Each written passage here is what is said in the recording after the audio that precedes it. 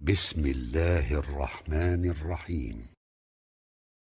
Mehbubumuz, Halıkımız, Malikimiz, hakiki dostumuz bolun, iyemiz bolun Allah Tebareke ve Teala'nın yağşı atlarının gurrunu Müslüman doğullar. 42. atta El-Celil Celle Celaluhu. El-Kebir adı geçti, El-Azim adı geçti. El-Kebir dediği Huday Teala'nın zatı uli. El-Celil dediği Huday Teala sıfatı kamil. El-Azim dediği hem zatı hem sıfatı kamil dediği. El-Celil zatı ol Hudayi ke biniyaz sıfatı kamil. Necre zindagimi de getirmeli? Şol El-Celil'in bernamesi bilen bolsak, eğer ulluk isleyen bolsak, El-Celil bilen bolmalı. Celle men kasadehu ve zelle men taradehu diye uliyalar. Hudayi kastedip de gözüne Hudayi'nin rezayetini alan adama ulu bollu. Emme Hudayi kenarda koyup da nefsinin yerine düşen adam hakiro zelil bollu diye baykel. Ba Huda baş padişahi kun, bi Huda baş her çehahi kun. Hudayi Teala'nın ullan adamları var.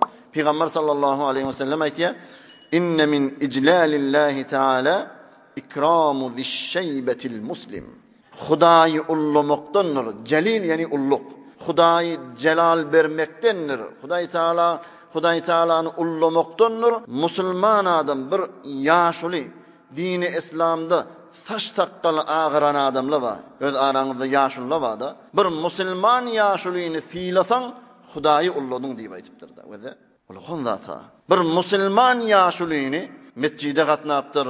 İn heme taat ibadetle bilen taş takkalı ağarıptır. Şonu ullasan, fiilasan, hurmet etsen Hudayi ulladın. Ve hamilil Kur'an gayrul gali fihi vel cafi'an. İkincisi Kur'an'ın 30 parasını yüreğine cayilaptı. Hafız bolun adam. Özü de hatta hududun riayet edip Kur'an'a amel etyen adam şunu ullasan Hudayi ulladın deyiptir. Ve ikramiz zis sultanil muqsit. Bir de bir padişah, adaletli padişah şonu fiilag etsen, şonu ullasan Hudayi ulladın deyiptir.